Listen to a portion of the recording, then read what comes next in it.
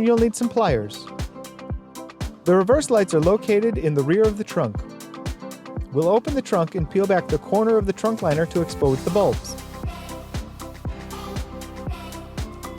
Turn the socket counterclockwise to remove it. Pull out the incandescent bulb. Replace it with the LED and test it. Line up the tabs on the socket with the slots in the housing.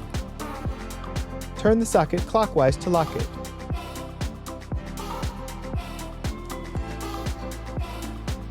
Now repeat those steps on the other side.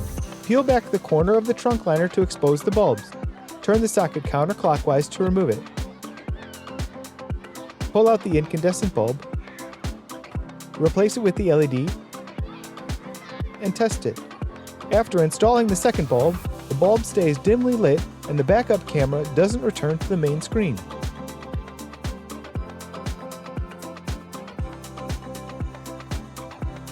To remedy this problem, we'll install a 5-watt 32 ohm resistor to one side.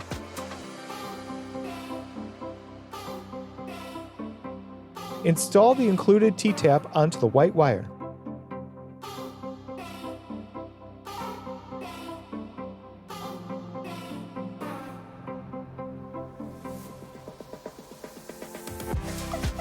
Install one end of the resistor into the open hole.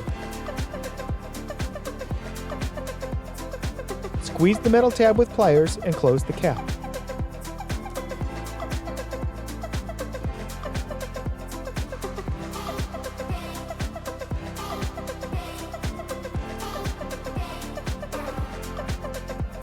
Install the other T-tap onto the black wire.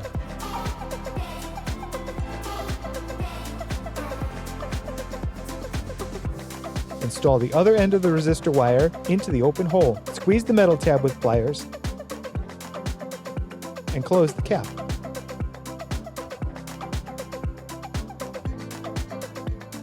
When we test the resistor, the issue is gone. You only need to install the resistor into one side, and the resistor is warm to the touch, so we know it's working.